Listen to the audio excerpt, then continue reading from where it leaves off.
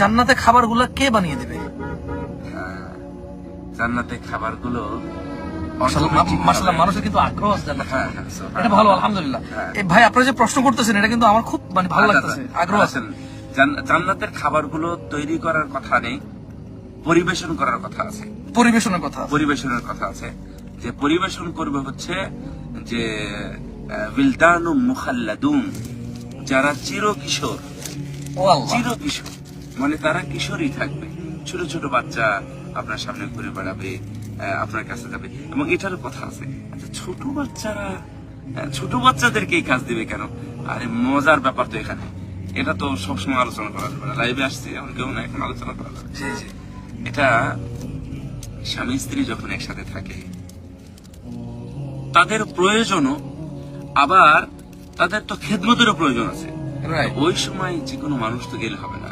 ইয়া আল্লাহ, সাহ, সুবহানাল্লাহ। আল্লাহর জন্য এই বিলদানু মুখাল্লাদুন ইয়াতুফুন আলাইহিম বিলদানু মুখাল্লাদুন বিআকওয়াবি ওয়া আবারিক ওয়া কাসিম মাইন, এইসব দিয়ে তারা এমনকি স্বামী স্ত্রী যেখানে আছে সেখান পর্যন্ত ঢুকে যেতে পারবে, যেটা তাদের কাছে এটা তাদের কাছে মানে আমি আবারও বলি, আপনারা অনেক জায়গায় জান্নাতের বিষয় শুনেন যে সেখানে চিরকিশোর, মানে চিরকিশোররা সেবা যত্ন করবে।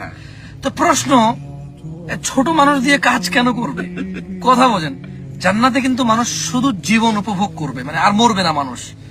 যেহেতু সে সেখানে শুধু উপভোগ আর এনজয় করবে, স্বাচ্ছন্দ্য, মানে সে শুধু আল্লাহর নিয়ামত আর নিয়ামতে পরিপূর্ণ থাকবে। সো যেহেতু ওখানে স্বামী স্ত্রী থাকবে, তারা হুর থাকবে, সে থাকবে, সো তার পার্সোনাল সময়, মানে ওই সময় যে কেউ তো আর সেবা করতে পারে না। সো আল্লাহ সুবহানাহু ওয়া তাআলা এই জন্য, মানে সুবহানাল্লাহ, এই জন্যই চিরকিশোর, মানে তারা বড় হবে না, এরা চিরকিশোরকে নিয়োগ করেছে যারা এদের সামনে আসা যাওয়া করতে পারবে, কোনো মাইন্ডের কিছু নাই, কোনো মানে লাজুকতার কিছু নাই। সুবহানাল্লাহ, সুবহানাল্লাহ।